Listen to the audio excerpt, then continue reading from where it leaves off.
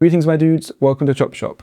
In this online video I'm going to be somewhat foolishly tackling something that I think has probably been covered about 1,000,000 times in 1,000,000 different videos. That thing is of course the 5 shapes of the A minor pentatonic scale. With a twist. The idea that we just want to learn these shapes and regurgitate them as they're written doesn't necessarily help us sound how we want. It doesn't get the best out of these scales. So something that I've found has been really beneficial for my students is learning how to start and stop each of these pentatonic shapes from a root note. So we'll be going through the same old shapes you may have seen elsewhere, but specifically starting and stopping and learning where these root notes are for the key of A minor. So let's dive in. Okay, so jumping into shape 1 of the A minor pentatonic scale, this is by far the most commonly used shape for the pentatonic, and for good reason. It feels really nice under the hand, and to the point of this lesson, it already starts on a root note. So one of the reasons this shape feels so intuitive when we're improvising is that that sound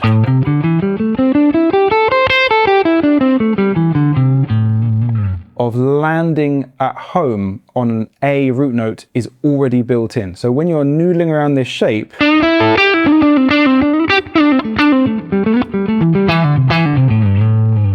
it's relatively easy and intuitive as to how to make this sound really, really good. We want to give every other shape that same treatment by learning where those root notes are. A word of warning before we jump into the shapes that maybe most folks are slightly less comfortable with. First of all, there's going to be a downloadable resource in the description that will show you how to play all these shapes and show you where these root notes are.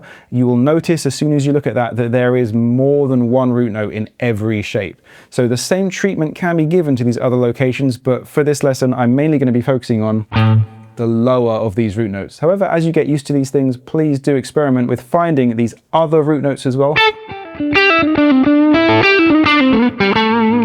as they will have the same function. They will sound like home, which is super important. Okay, moving on to shape 2. This shape does not inherently start on the note A. If I play this shape normally, as it's often written in lesson PDFs and things like that, I get the following.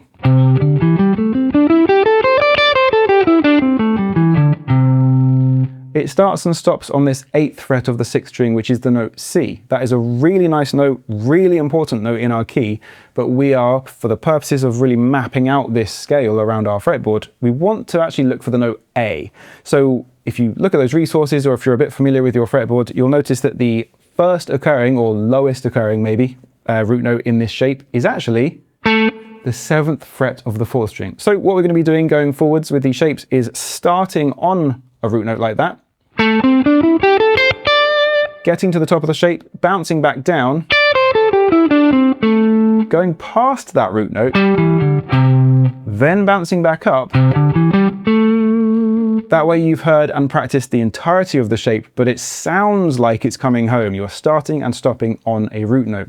So if I do that in its entirety,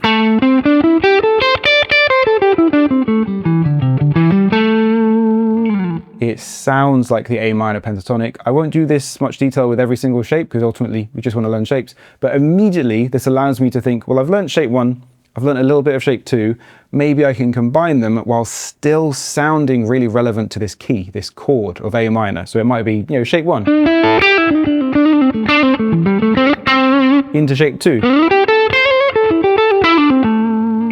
You can start to hopefully really hear the sort of vibe, the sound of those scales working together in different shapes. It just allows us a few different bits of the fretboard. Okay, moving on to shape 3. This particular shape normally would start on the 10th fret of the 6th string and sound like this.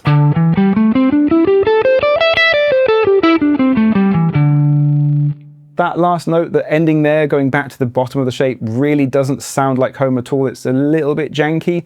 So our first occurring or lowest occurring root note actually can be found on the 12th fret of the 5th string there. If I play that shape again while bearing that in mind and starting and stopping there, I get the following.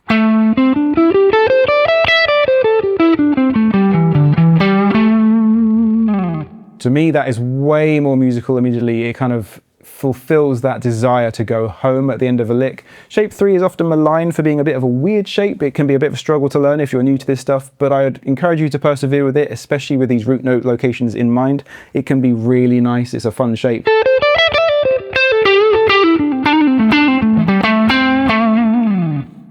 It's good stuff. Okay, moving swiftly on to shape 4. We're now getting above the 12th fret with this one. If I play this normally, I would start on the 12th fret of the 6th string and have the following.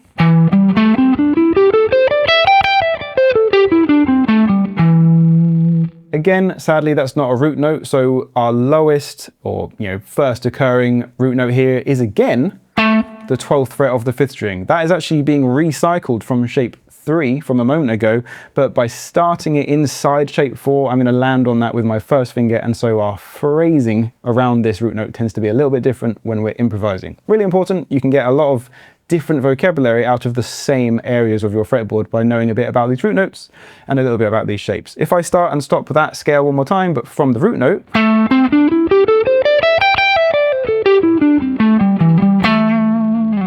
this is a popular shape for getting into the slightly more higher range of the guitar, especially in this key. So there's a lot of nice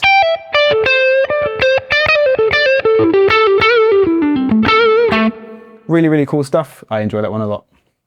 Okay, the 5th and final shape from our A minor pentatonic would normally start on the 15th fret of the 6th string and sound like this.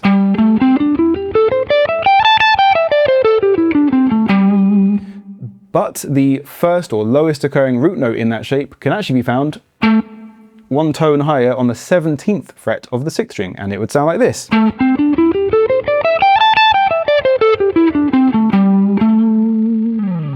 Really nice sound. We are starting to get into the dusty end of the guitar a little bit. Not everyone enjoys practicing it up there. So as a quick little bonus round on shape 5, and I believe this is represented in the downloadable resource I've included in the description, you can also start all the way back on your shape 1 and retreat backwards into shape 5. These shapes don't have to move in one direction. You can start on shape 1 and go backwards down to shape 5. You could obviously start on shape 4, go backwards down to shape 3. What key you're in will start to make a big effect on that sort of thing, because where shape 1 lives on the fretboard will be kind of at the mercy of where your root note is, where your key center is. So if I play shape 5 one more time from the root note, but this time all the way down below shape 1, I'd get this.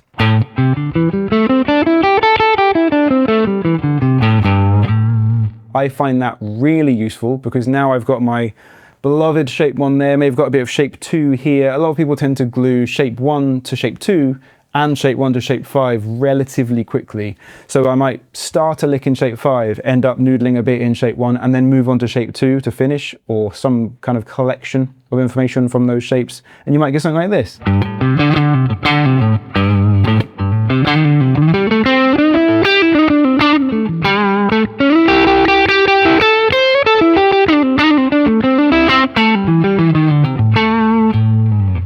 It's all good stuff.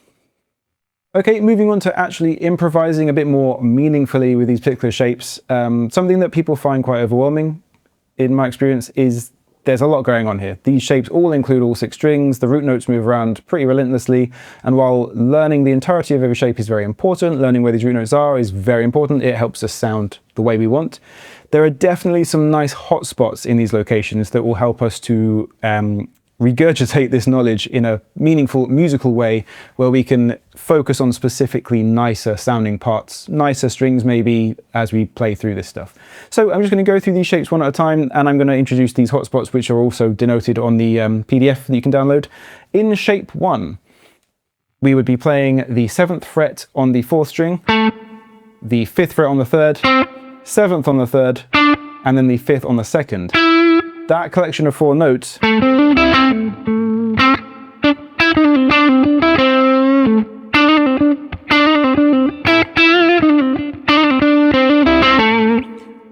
really great for introducing some solos, doing some cool licks with all this sort of stuff. Obviously, you may even have caught me doing this just now, you don't have to stick religiously to that area. Throwing that into your pentatonic shape knowledge is really important. But there's obviously nothing wrong with going to use that entirety of the shape. And you may even notice already that that does not include the root note that we're starting and stopping on the lowest part of the shape. That is often the case, but there is a root note there.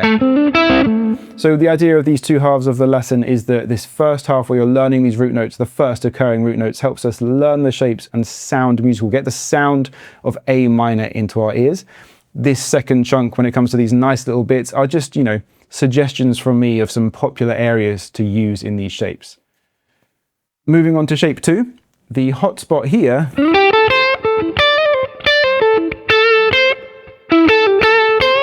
would be the 9th fret of the 3rd string, 8th fret of the 2nd. There's a root note here on the 10th fret of the 2nd, 8th fret of the 1st, and 10th fret of the 1st. Again, not starting on the lowest root note anymore, but there is a root note here.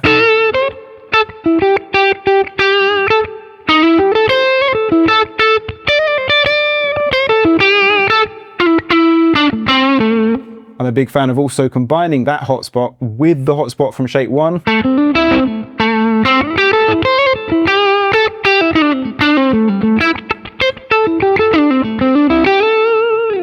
It's good stuff.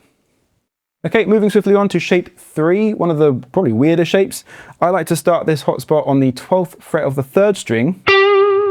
Then there's a root note on the 10th fret of the 2nd. Nice next note on the 13th fret of the 2nd. Then the 10th fret of the 1st, and then the 12th fret of the 1st. Knowing that there is a root note in that shape, but it's not necessarily recycling. The really low one is again just a nice way of streamlining this stuff into sort of solo or improv friendly sections. I really like that one as well. And just as always, it's great to combine these hotspots with all your other ones. So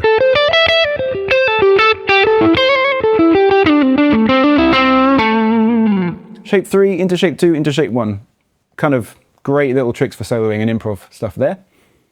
Okay, shape 4, any fans of Dave Gilmour will probably recognize this one. I like to start this relatively small little hotspot on the 14th fret of the 3rd string. That is already a root note. Then you've got the 13th fret of the 2nd and the 15th fret of the 2nd. Combining that stuff, and maybe even throwing in a bit of a cheeky bend on the upper note here, the 15th fret of the 2nd.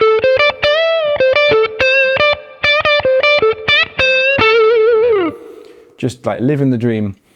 Throwing that one into shape 3's hotspot, into shape 2's hotspot, into shape 1's hotspot.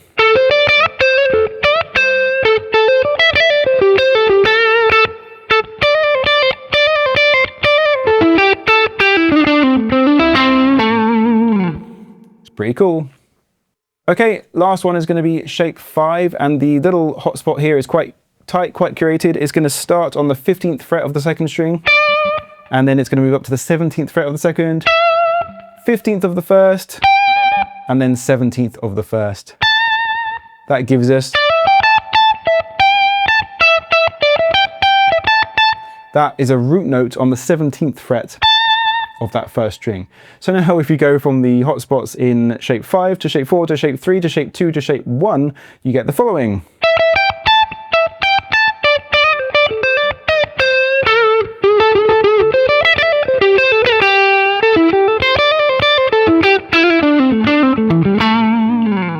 Really, really great stuff. As a bonus round, as mentioned before, you can go down from shape 1 into the kind of below, lower version of shape 5, and that would give us the same hotspot, but an octave lower than what we just experienced. If I now go from shape 5 up to shape 1, up to shape 2, up to shape 3, up to shape 4, maybe even up to shape 5 again, we get the following.